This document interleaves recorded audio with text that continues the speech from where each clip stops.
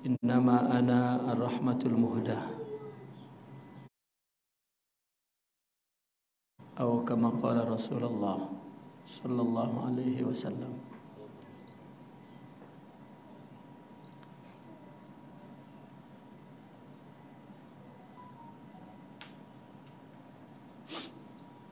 Wa qala aidan innama bu'istu liutammim makarimal akhlaq. Sadaqallahul azim wa sadaqa habibuhul karim.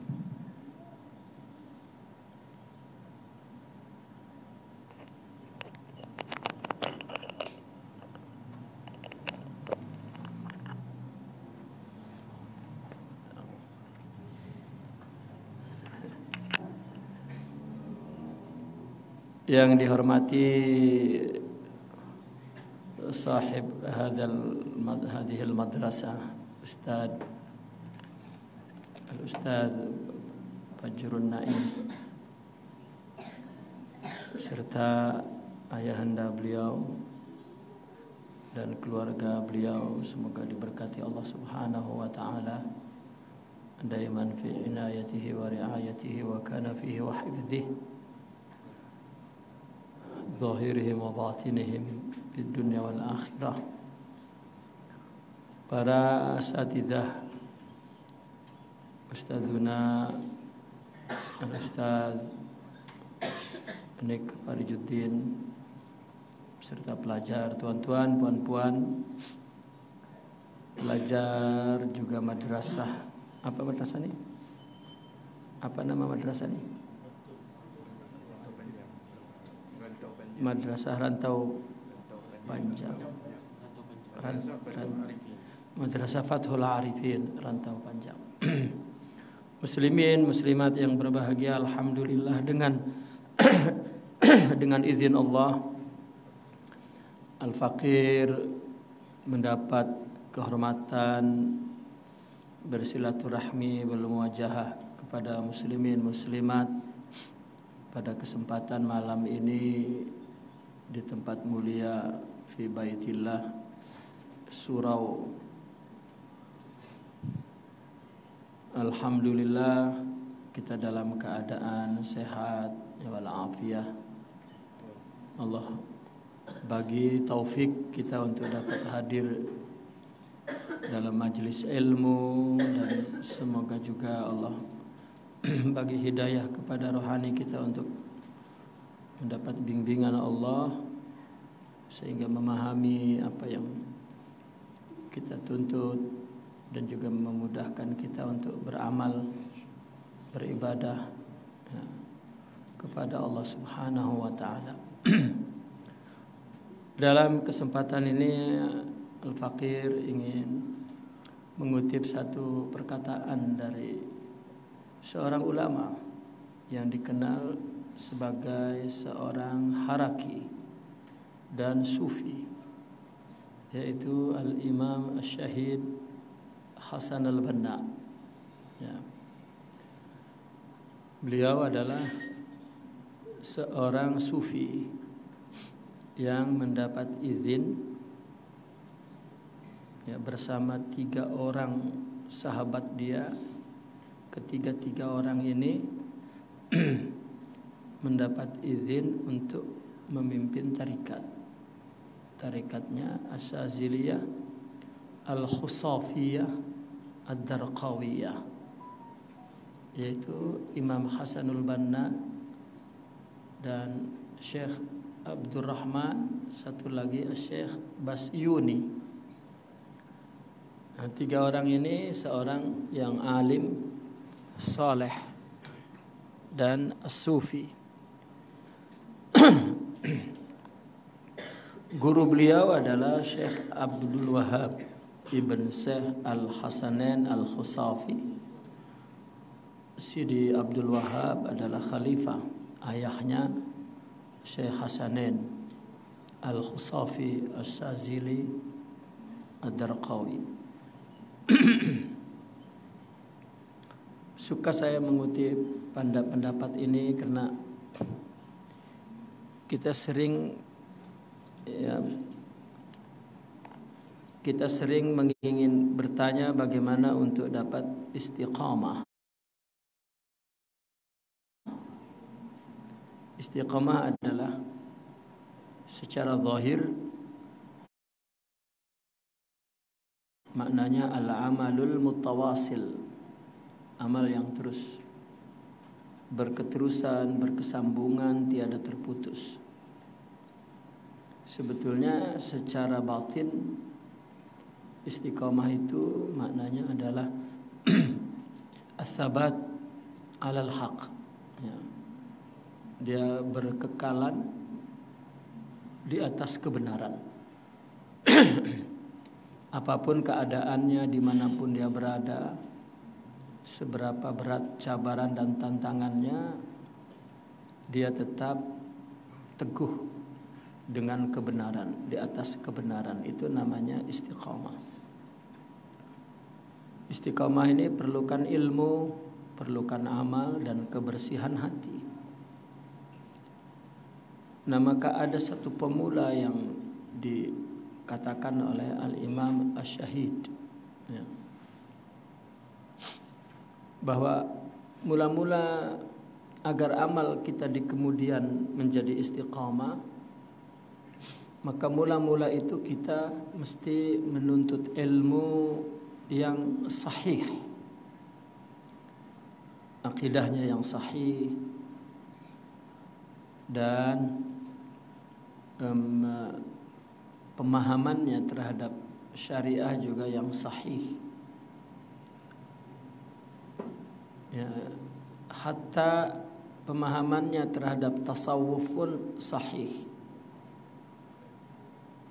Karena jika kita memahami ilmu agama ini sahih, benar, maka berarti ilmu tersebut sesuai dengan hakikatnya. Dan apabila sesuai dengan hakikatnya, berarti ilmu itu ada, wujud. Kalau orang memahami salah dalam ilmu agama ini, maka berarti pemahamannya itu dibangun, dibina di atas ilusi, di atas paham yang salah itu waham. Ya, kalau benar namanya faham, tapi kalau salah fa-nya diganti waw jadi waham. Waham ini anggapan sahaja tanpa ada hakikat kebenaran, karena hawa nafsu. Ya. Maka ciri paham ini ada sanad yang bersambung. Nah, maka kita untuk menumbuhkan paham itu mesti punya kesediaan untuk menerima paham itu, yaitu dengan hati yang bersih. Maka ulama dulu selalu mengatakan menuntut adab lebih lama daripada menuntut ilmu.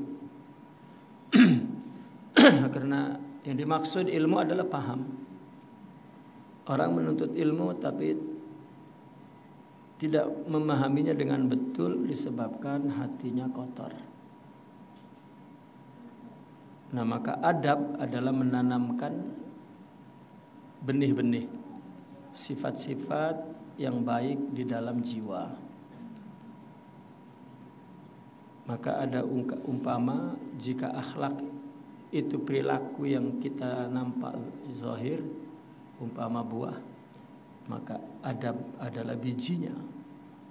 Tanam biji maka jadi buah. Ya. Menuntut adab nanti menjadi akhlak.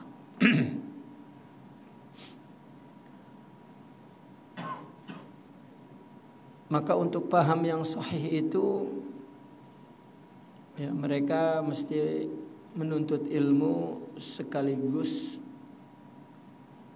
yuzaki anfusahum, ya, membersihkan nafsu.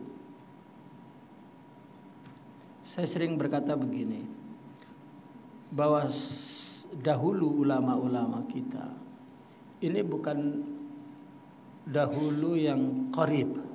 Kita punya dua dahulu ya. Dahulu yang qarib, apa qarib? Yang dekat, dahulu yang ba'id, yang jauh. Dahulu yang jauh ini adalah di zaman salaf.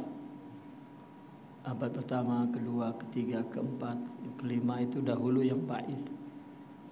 Dahulu yang qarib ini mungkin mulai sejarah Islam itu masuk ke Nusantara dan terus ada ulama dan ada masyarakat Islam, ada kepemerintahan Islam, ada ekonomi Islam, ada ya. Dahulu yang qarib pun boleh kita menjadi acuan, boleh menjadi rujukan. Ya. Namun kita mengacu kepada dahulu yang ba'id, dahulu yang jauh. Dahulu orang apabila membuka madrasah dan menuntut ilmu, di dalamnya sudah ada tazkiyah.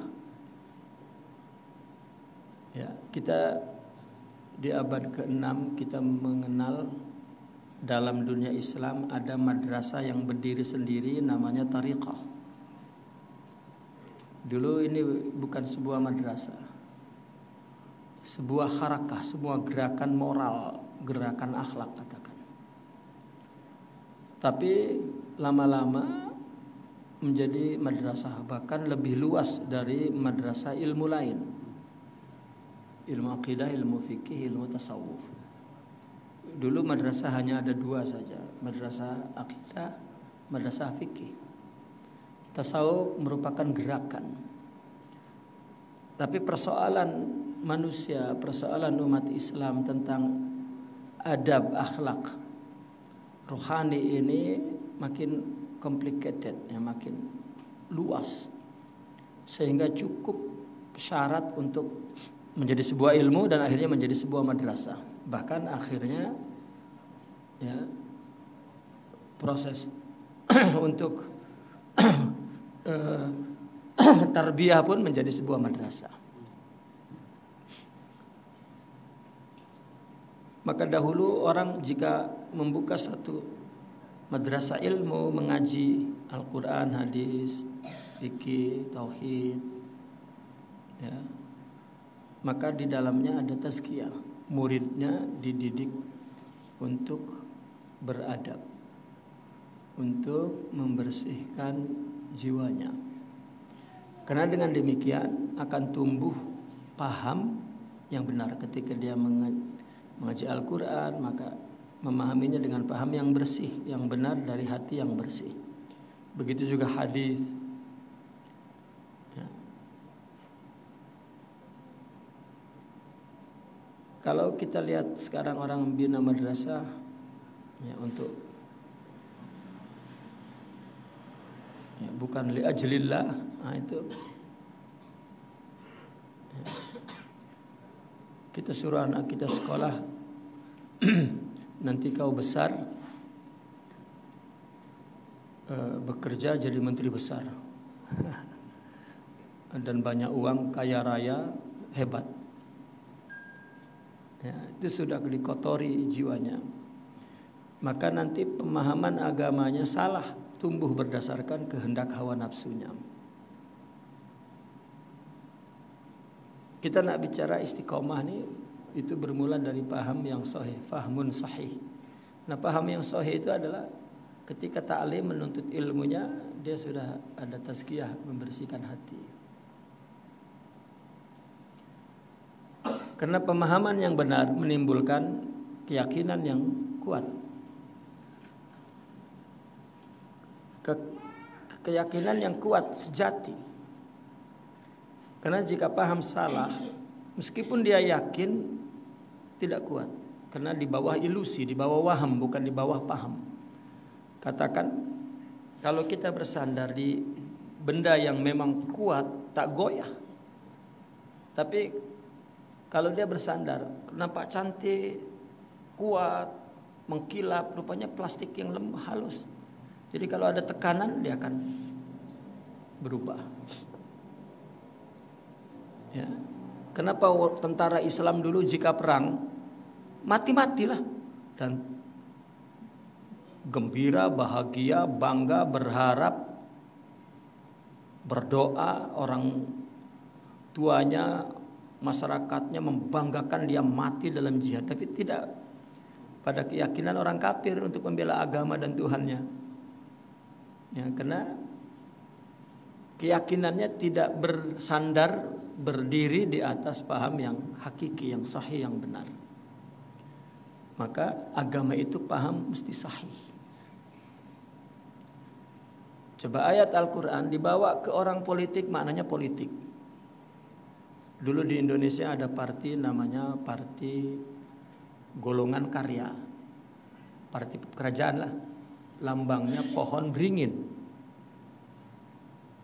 Ada satu lagi parti pembangunan, gambarnya Ka'bah. Jadi kata orang partai Islam ini, dia mengambil ayat, ya, wala taqrabu hadhihi syajarata fatakuna minadh dhalimin. Ayat itu dibawa kepentingan dia. Jangan kau dekati gambar beringin tuh, itu seorang zalim. Padahal itu wala taqrabu hadhihi syajarah adalah kisah Nabi Adam, tapi dimain-mainkan. Rupanya pimpinan parti Islam namanya Naro. Akhirnya apa? Ku anfusikum wa ahlikum naro, katanya. Orang pergerakan pun ayat dibawa ke pergerakan itu tidak sahih. Ya, ya kalau untuk motivasi dia berbuat boleh, tapi bukan untuk ya menjadikan paham satu-satunya dia dirikan pemahaman itu ya untuk seluruh makna dari seluruh sektor kehidupan, bahwa pemahaman lain tidak salah, pemahaman lain salah, pemahaman dia tidak salah. Ketika di Al-Quran disuruh untuk membuat satu barisan safin wahid, hanya barisan parti dia saja. Ya. Saya dulu sering diajak, kita mesti satu saf. Kata saya, ya suf kambing, kata saya, bukan saf, suf. Ya. Karena jika agama itu hidayah kepada rohani, maka persatuan itu berdasarkan persatuan ruhiyah. Ya, ada sebuah kitab ditulis judulnya Al-Ittihad. Ternyata kepemimpinan itu bukan harta, bukan kekuatan, bukan, tetapi tiada ruhiyah untuk menyatukan. Ya, dan seterusnya. Nah, maka faham yang sahih ini mesti berdiri di hati yang bersih.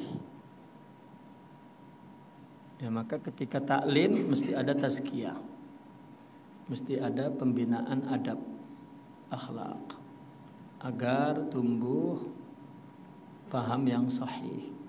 Karena paham itu menimbulkan keyakinan. Ya, paham itu menimbulkan satu asas berpikir.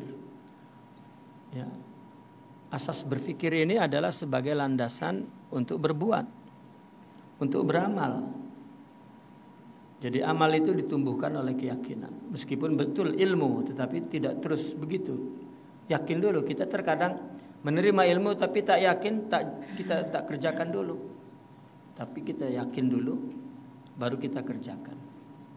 Karena ibadah itu, amal itu baru dinamakan ibadah jika berdiri di atas akidah keyakinan.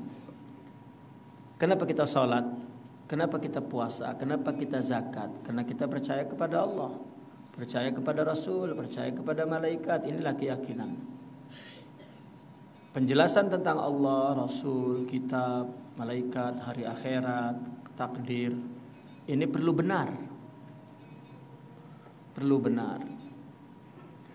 Nah, maka paham yang benar akan membangun keyakinan yang kuat.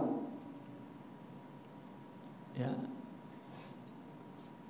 al-fahmus sahih kemudian akan menimbulkan ya al-imanu al-qawi wal amiq. Nah, kalau imannya benar karena berdiri di atas paham yang benar, maka iman itu akan menumbuhkan al-hubbud daqiq. Cinta yang betul-betul ya halus, lembut. Ya. Itu sebabnya dikatakan innamal mu'minuna ikhwatun. Ya. Iman itu orang-orang beriman lah yang bersaudara. Artinya ukhuwah itu adalah mahabbah. Ukhuwatun itu mahabbah. Ya, maka hanya orang yang beriman lah yang punya cinta. Sedalam mana imanmu, sebesar itu cintamu, kasih sayangmu kepada sesama. Ya, itu sebabnya dikatakan dalam hadis, salasun man kunna fihi ya zaqa ta'mal iman au wajada halawatal iman. 3 perkara, jika kita memiliki 3 perkara itu kita akan merasakan manisnya iman. Isinya hubbullah wa rasulihi ya, cinta Allah dan Rasulnya lebih dari selain keduanya. Kemudian cinta dan benci kepada siapapun karena Allah. Nah, jika sudah demikian maka dia takut murtad, takut lari, takut jauh dari keyakinannya itu seperti dia takut dari neraka, dari api.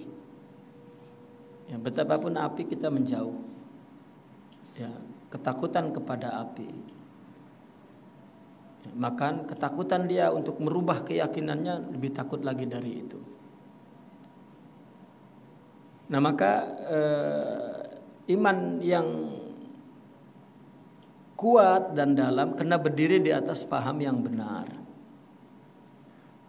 Nah, iman yang ya, maka pertama tadi al-fahmus sahih, baru kemudian al-imanul qawi wal amiq, dan yang ketiga tumbuhlah al-hubbud daqiq. Apabila hub ini tumbuh dengan baik, maka ini akan melahirkan al-wa'yul kamil. Apa wa'yul kamil itu? Al-wa'i, kepekaan. Apa? Ada sama kepekaan. Ya, kepekaan yang total. Ya, seorang yang punya kepekaan ini, yang tumbuh dari kecintaan, maka dia merasakan sebetulnya agama ini, umat Islam ini, ya, rosaknya, mundurnya di bagian mana. Maka dia bergerak di situ karena dia merasakan.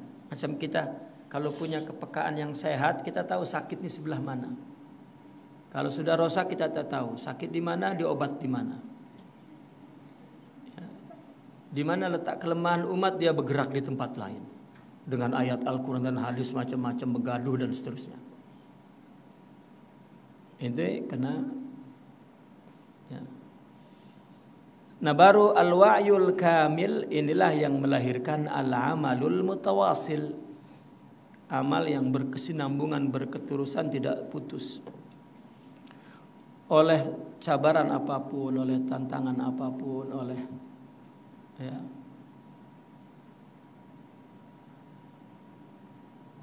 Namun demikian kita memerlukan qudwah salihah, ya. Memerlukan ikutan, teladan, contoh yang benar terhadap perkara tersebut, 6 perkara tersebut. Karena jika tidak, kita kehilangan arah tujuan. Ya. Ada yang meringkasnya bahwa sebetulnya istiqomah itu hanya lahir dari hati yang bersih. Ya, itu ringkasnya begitu. Jika hati bersih terus boleh istiqomah. Tazkiyah itu melahirkan istiqomah fil ibadah, ya, fil amal. Tapi prosesnya sebetulnya ya seperti itu. Kenapa dia begitu istiqomah dengan amal itu? Karena lahir dari kesadarannya, bukan dia berbuat karena tengah tren. Maka ya kan ada orang dakwah trennya begini, dia ikut trennya ini. Nah ini akhirnya tidak berkesinambungan. Ya. Nah maka bermula dari al-fahmus sahih. Ya. Faham itu ya ilmu, tapi kenapa faham? Karena paham lebih komprehensif, lebih luas daripada sekedar ilmu. Ada orang yang mengumpulkan bilangan ilmu yang banyak, tapi pahamnya sedikit, bahkan salah.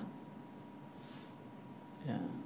Maka orang dulu mengatakan ilmu sedikit asal bermanfaat.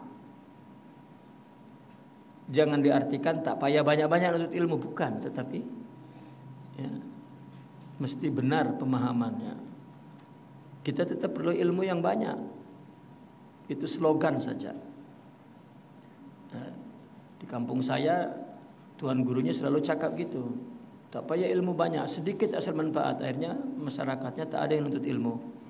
Akhirnya bodoh-bodoh. Ya, sudah bodoh, salah pula pahamnya. Ya, padahal itu bahasa tarbiyah, ya, slogan tarbiyah. Ya, janganlah banyak-banyak. Ya. Kalau di Indonesia disebut nanti kelindih. Apa kelindih itu? Ya, kebanyakan tidak diamalkan, akhirnya ya, menjadi beban berat. Ya akhirnya menghancurkan, merusak diri sendiri. Ya, orang yang sudah tahu kan perlu diamalkan. Kalau tidak diamalkan, lama-lama murka Allah makin besar. Ya, cakap terus seperti tahu ilmunya, padahal tidak diamalkan. Ya. Nah, di sini amal itu rupanya terakhir itu. Perlu akidah yang benar, ya, yang kuat. Iman itu akidah. Ya. Maka kita kena hati-hati belajar apakah ini betul daripada Ahlus Sunnah wal Jamaah. Ya. Dan sudah pun sebagai Ahlus Sunnah wal Jamaah kena dipahami dengan betul. Kita melihat sekarang mulutnya dan intimaknya, loyalitinya, condongnya kepada ahli sunnah. Memang ahli sunnah, tapi dia tidak mengkaji dengan betul, tidak membersihkan hati dengan baik. Ya. Akhirnya sama perilakunya dan mulutnya dengan orang yang dia tuduh akidahnya tidak benar, pahamnya salah. Nah, tapi sama kotornya, sama rusaknya. Ya, karena bukan sekedar ilmu tapi paham. Maka itu sebab Al-Imam Asy-Syahid itu memilih kata paham, bukan kata ilmu. Kenapa dia tidak memilih ilmu sahih? Ilmu tidak semua sahih, tapi paham itu yang perlu ya sahih. Ya, itu paham. Orang mengaku ahli sunnah, tapi terkadang sikap, perilaku dan cara berpikirnya seperti Jabariyah, seperti Qadariyah. Ya, contoh kecil gini, kita masih mengatakan dan kita mengaku sebagai ahli sunnah. Kita dulu buat, baru Allah. Jangan Allah semua. Mana kita? Kita dulu buat, kalau tak sanggup baru serah Allah. Ya. Kalau begaduh dia mengaku ahli sunnah itu. Ya, ya. Semua Allah yang ciptakan, bukan kita yang ciptakan. Ada lagi, buatlah dulu baru tawakal. Tawakal dulu baru buat. Sudah jawab. Oh jadi kita diam dulu baru dia memahami tawakal itu diam. Itu salahnya. Ya. Sedangkan Nabi memberikan praktikal tawakal. Ada orang bertanya, ini onta Saya tawakalkah, saya biar atau saya ikat kemudian tawakal? Kata Nabi, ikat dan tawakal. Gitu. Jadi tawakal itu maknanya ikat dulu. Ya. Nah, sifat tawakal itu adalah sifat yang dimiliki sebelum mengikat. Artinya begini, kita menyangka bahwa hasil kerja kita ya itu dari Allah. Tidak. Bahkan kekuatan kita bekerja, inspirasi untuk mendapatkan pekerjaan dan pemeliharaan yang baik dan tetap semangat dalam bekerja itu Allah, dan kita serahkan kepada Allah karena Allah yang bagi. Itu tawakal.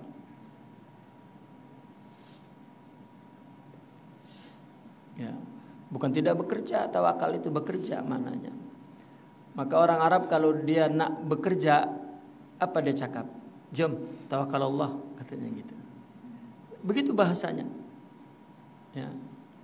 Misalnya nak mula satu pekerjaan, dia cakap, hayya tawakal Allah.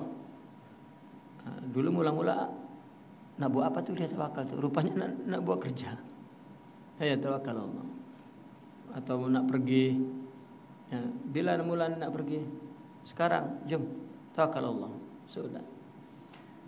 Jadi kita serah, ya, karena semuanya dari Allah.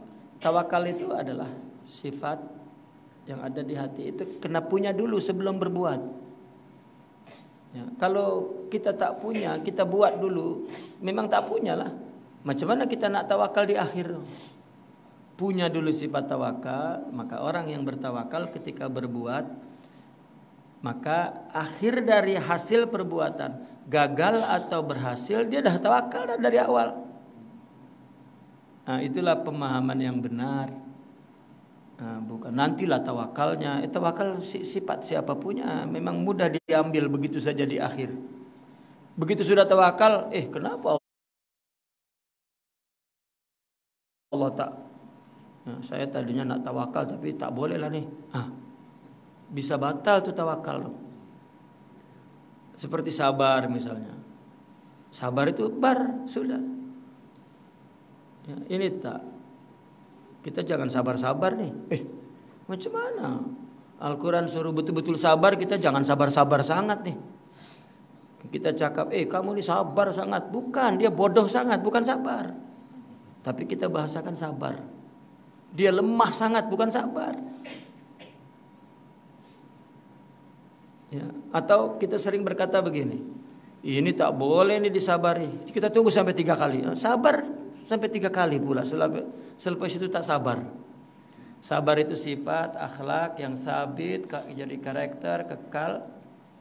Ya, maka dia bekerja dengan sifat sabar itu, ya, maka dia akan bekerja dengan tekun, dengan baik, dengan sungguh-sungguh, ya, dengan bekerja dengan keras, dan hasilnya pun ya, baik dan tidak baik, jadi dan tidak jadi, memang dia sudah sabar dan perlu kita miliki sejak awal. Ya, maka itulah orang dulu, ulama dulu selalu berkata, aku belajar adab 30 tahun, belajar ilmu 5 tahun saja. Ya. Kita belajar ilmu 2 tahun, belajar adab tak ada. Maka timbullah pemahaman-pemahaman yang salah. Karena Allah yang bagi pemahaman itu. Ya, paham hanya tumbuh dari hati yang bersih. Maka orang yang ulama dulu meletakkan syarat untuk orang yang memahami Al-Quran, menafsirkan Al-Quran, setelah dia mempunyai ilmu yang cukup, kemudian takwa atau zuhud, wara'. Ya, artinya adab. Yang menunjukkan hati yang bersih. Karena jika tidak ada bersih, nanti ilmunya ini di atas hawa. Jika di atas hawa, bukan paham namanya. Namanya waham. Waham. Ramai orang beramal tasawuf atas waham, bukan atas paham. Ya. Cakap tarekat entah. Hampir susah membezakan antara sufi dan bomoh. Karena waham bukan paham. Nah, maka paham itu jadi asas untuk kuatnya iman, timbulnya cinta, dan tumbuhnya kesadaran, bahkan akhirnya melahirkan amal yang al-mutawasil, bahkan al-mustaqim, ad-dawam. Khairul umur adwamuha wa in qalla. Perkara yang baik, perkara yang dilakukan dengan hati karena Allah, dan itu akan terus-menerus dawam. Karena sesuatu yang karena Allah putus, karena sesuatu selain Allah fana dan tidak kekal. Sesuatu yang kekal hanyalah sesuatu yang karena Allah. Jika karena Allah pasti dawam. Ya.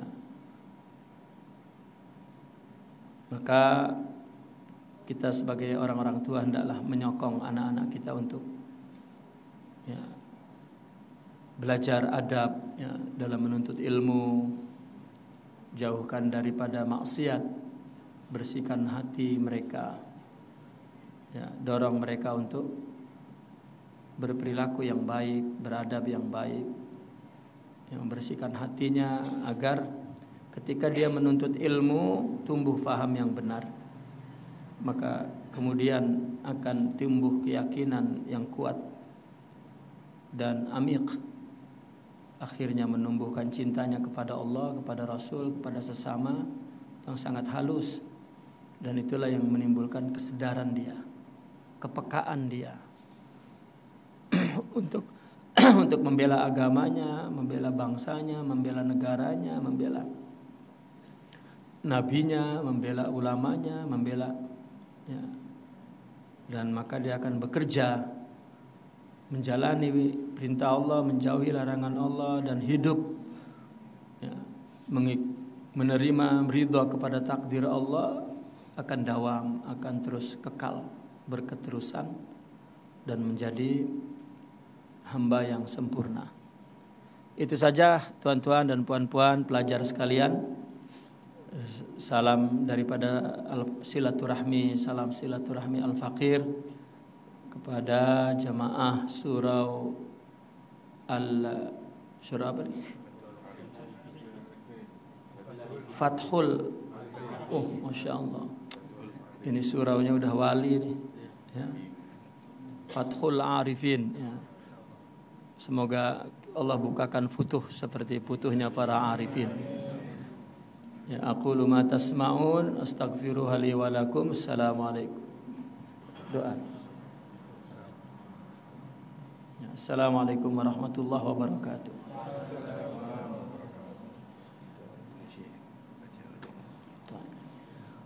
Allahumma salli ala sayyidina Muhammadin wa ala alihi wa sahbihi wa barik wa sallim. Allahumma inna nas'aluka an tuhaqqiqana bima 'allamtana wa 'allimna ma yanfa'una wa zidna ilman bi rahmatika ya arhamar rahimin. Allahumma inna nas'aluka ilman nafi'a wa nuran sati'a wa qalban khashi'a wa badanan sabira wa shifaan min kulli da. Allahumma akhrijna min dhulumatil wahm wa akrimna bi nuril ilmi wal fahm. Allahumma akhrijna min dhulumatil wahm wa akrimna bi nuril ilmi wal fahm. Allahumma aftah alaina futuhal arifin hikmataka wansur alaina rahmataka wa zakirna ma nusina bi rahmatika ya arhamar rahimin.